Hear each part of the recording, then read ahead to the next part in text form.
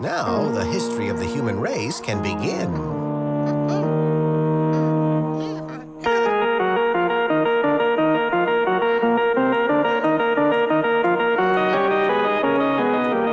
Pliopithecus, Proconsul, Australopithecus, Homo habilis and his weapon, Pithecanthropus and the first tool, Sinanthropus and fire.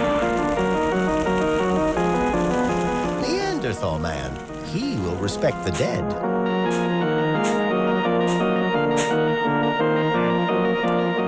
Cro-Magnon, modern man, already demonstrating some artistic sense. Agriculture,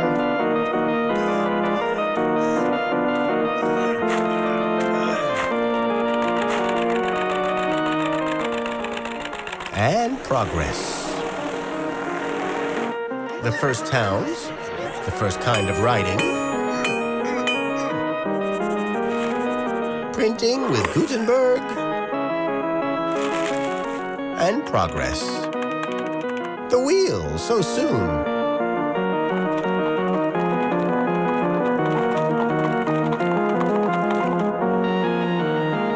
And progress. Socrates and knowledge. Newton, the apple, and Earth's gravity. Einstein and new science.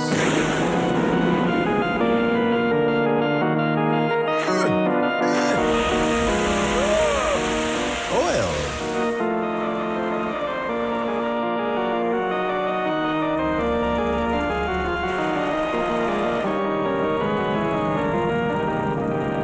And progress. First dams. And progress. So that's part of the story of humanity. What we have been able to create and what has come of it. Riches for part of humankind, but hunger, thirst, and poverty for another, as well as pollution and a worsening climate. Well, we've done our very best to speak about the issues that affect our planet.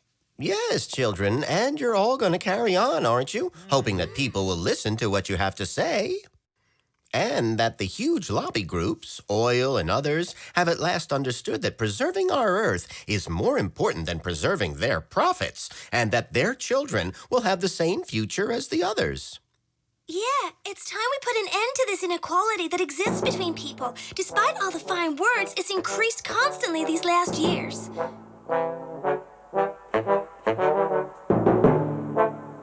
Oh, yes, that's true. Some people treat others just like the bullying cowboys treated the Native Americans. But we have to trust in the future. All this must change. And talking of the future, what will it be like? Robots! Lots of robots! One of them brings me my breakfast in bed! We'll go to the moon for a vacation. Certainly one day, but we'll be taking trips in space well before that. What kind of trips, Please Maestro? explain, Maestro. Tell us. Well, soon we'll have rocket planes for trips up to the near stratosphere. And inflatable geostationary hotels in space. Starting from there or other places, people will be doing spacewalks. Wow, that sounds really exciting, Maestro. Can you take us to see all these things in space? Yeah, let's go. Well, it's just that the technology isn't really up and running yet. In order to do so, we'll probably have to wait another generation or so. But your children will certainly see it all. I have an idea. You've got vivid imaginations, haven't you? So we'll skip a generation, and it'll be just as if I were teaching your children. What do you think?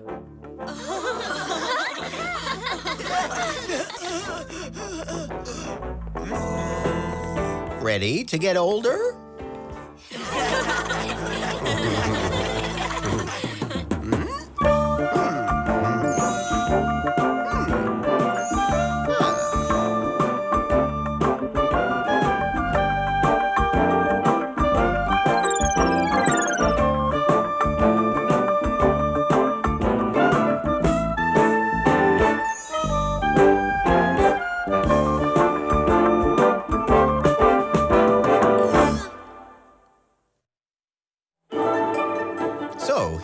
are in 2033.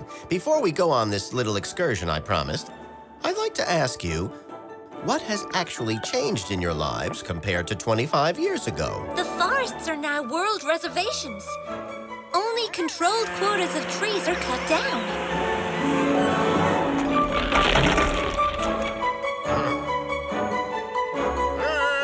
And there's compulsory replanting. Rivers are properly maintained and the seas are clear again.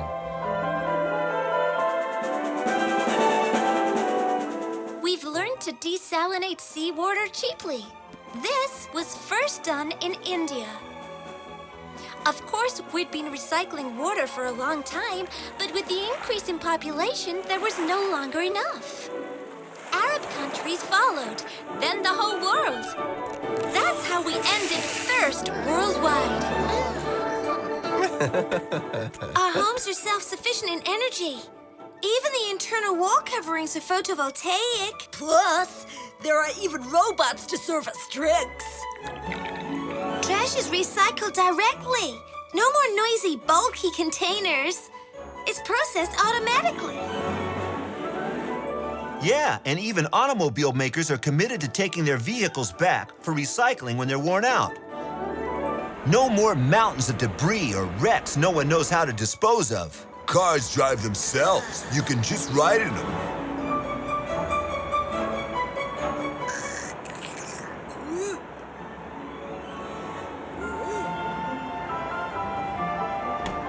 There's a $1,000 fine for non-display of permit. But officer... If you dispute this, your car will be impounded. Individual cars are less and less common. We get around by bus or in cars we hire on the spot. There are very few trucks on the road these days, and... So how do they transport freight? By trade? Not that. They use airships, powered by fuel cells. They're the most economical form of energy.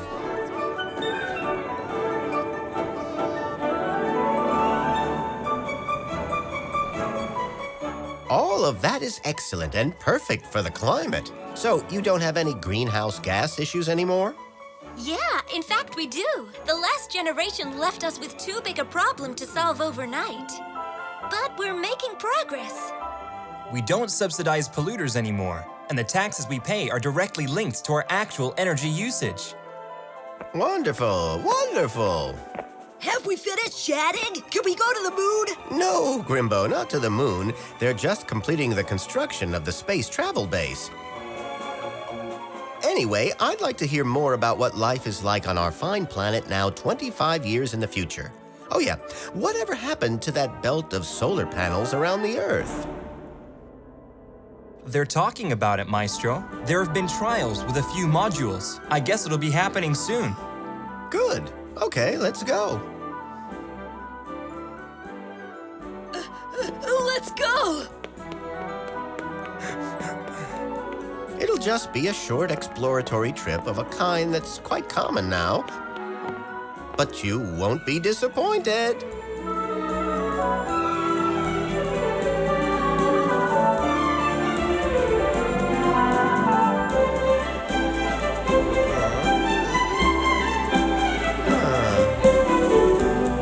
Here we are, about 100 kilometers above the Earth. So how about we go and see the latest space hotel? Can't we go see around the space hotel? I'm afraid we can't. We need a docking chamber, and we don't have one. What about the International Space Station? Can we see that? It's 400 kilometers up, so 300 higher than here. And it gets more dangerous up there. Oh, can we, Maestro? You can do anything. Well, all right. An American space station, a space laboratory, a space worker. The International Space Station isn't far.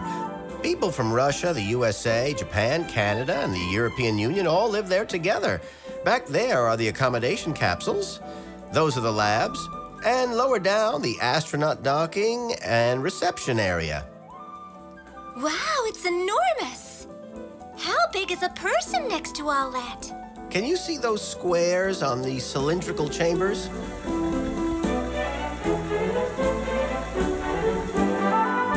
They're the same height as a person.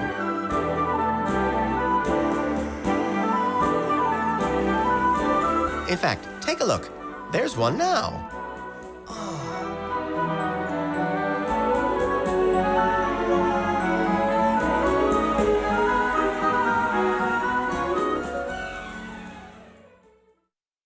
Well then, do you think your children enjoyed their little trip through time up there in space?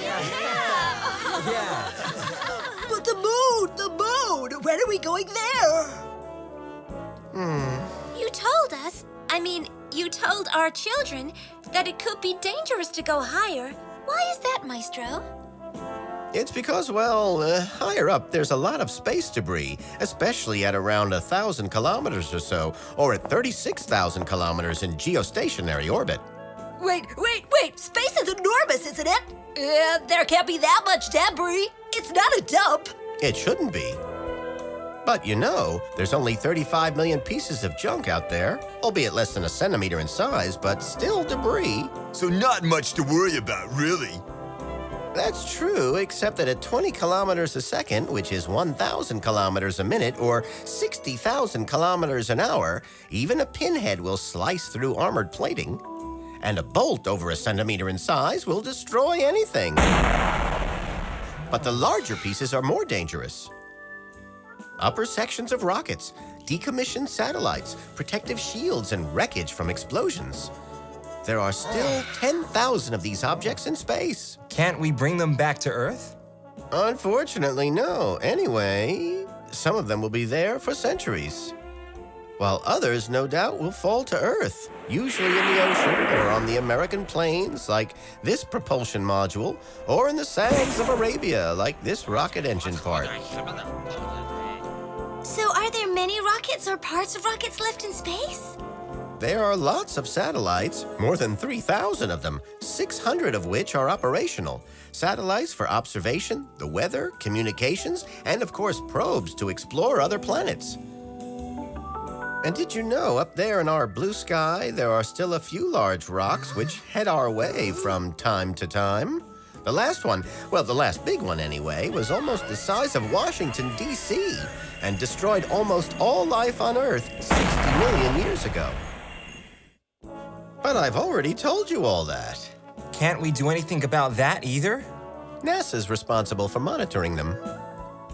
Most of them continue on their paths with no problem.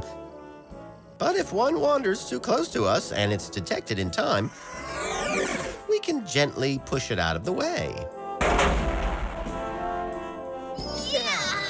But if we only notice it at the last moment,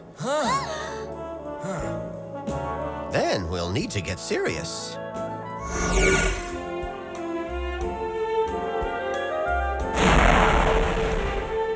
Yeah, that's all great, but back to the moon! Where are we going? Well, the International Space Station wasn't ready when we were there in 2033. But we could go from Earth, can't we? Going from the Earth to the Moon, that was relatively simple in the days of the Cold War. It was terribly expensive, but it sent the message of, I'm the strongest one. So we can't go for another 50 or 60 years? That's a shame. It was really fun taking a trip into the future. So you enjoyed that, did you? Actually, I did too. Far too much. Shall we do it again?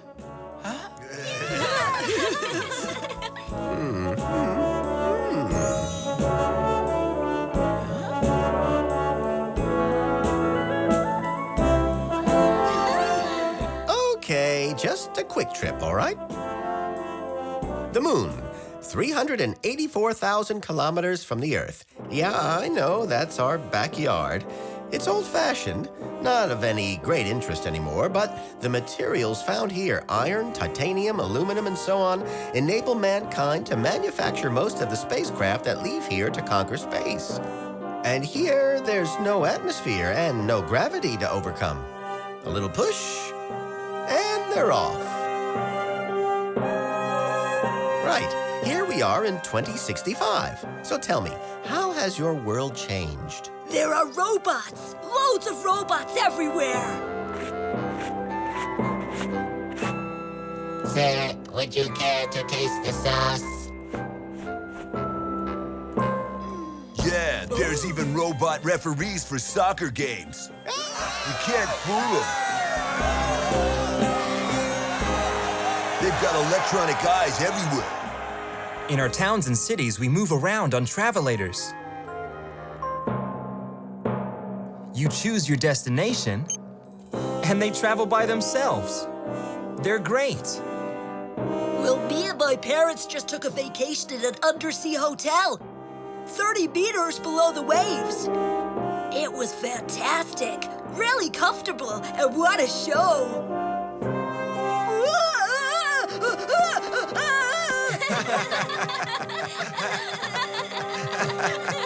And what if we went a bit further forward in time, Maestro? We can go right to the next generation. Would you like that? Oh, yes!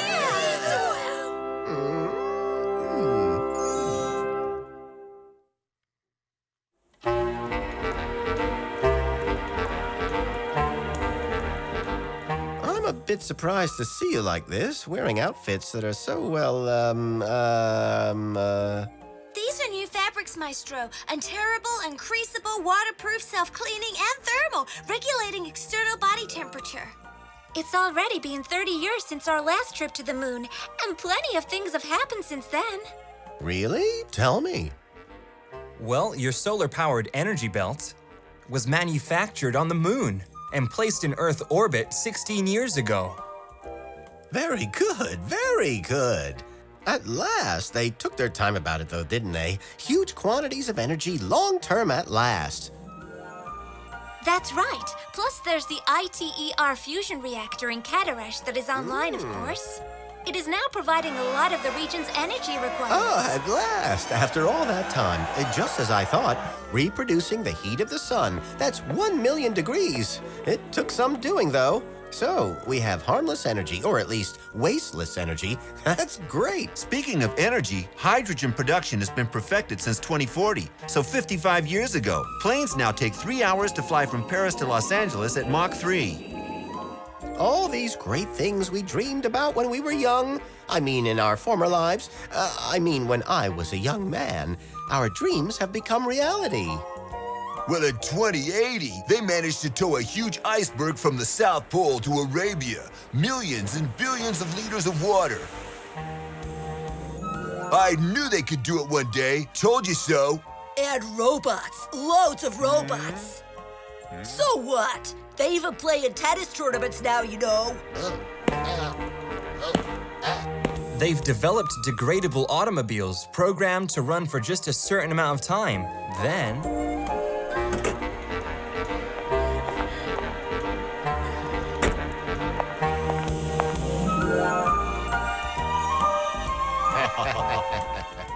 But there's been some bad news, too.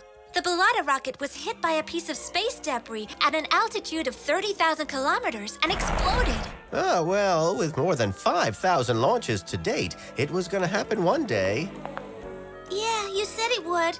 Then there was that asteroid that fell. A pebble, like you said, 150 meters across. Fortunately, it fell into the Mongolian desert. What a disaster.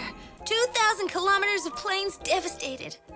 And it's been confirmed. There's water on Mars. So we could go to Mars then. Oh, it takes a long time to get to Mars. And with the state of my heart and lungs...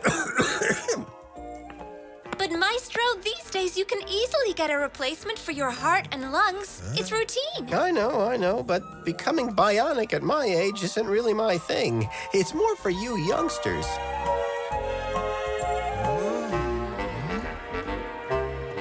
Then there's my rheumatism. But if you like, I'll show you the pictures sent back by satellites. It'll be like you were actually there. Just wait and see. Mars, currently 80 million kilometers from planet Earth. Diameter 6,800 kilometers, half that of our planet. Temperatures are between minus 55 and minus 150 degrees. The north is flat, though there is a possible volcano there, some 25 kilometers high, 3 times that of Everest. But research is mainly conducted in the southern part, which is much more varied in terrain. There are numerous craters and deep canyons.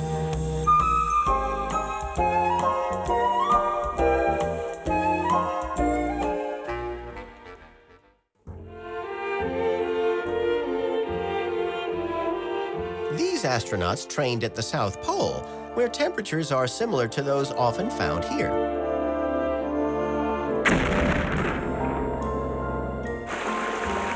Yes, there's plenty of water on Mars. But you have to go very deep to find it. This could be the start of a new adventure for humanity. Yeah, but it's good to get back to our actual time. Yeah, but all that was a joke. The space hotels, the solar belt, and all the expeditions into space? We'll never do any of that, will we, Maestro? In 1895, Lord Kelvin, honorable president of the Royal Society, declared, Flying in a machine heavier than air is impossible. Impossible indeed. Then, in 1936, a celebrated American futurologist, J.P. Lockhart Mummery, predicted the acceleration from rockets would irreparably damage the human brain. So, as you can see, confidence, effort, and perseverance always triumph in the end. Scientists, researchers, and people of goodwill are always working for our planet's future to protect it. We must all contribute to that effort while making sure that our actions are always governed by the wisdom of our hearts.